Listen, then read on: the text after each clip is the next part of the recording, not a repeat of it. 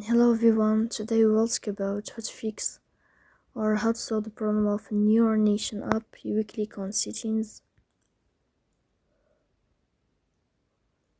In this page you will click on apps, default apps, app settings. In this list you will go down until you find NeuroNation app and you will click here in this page.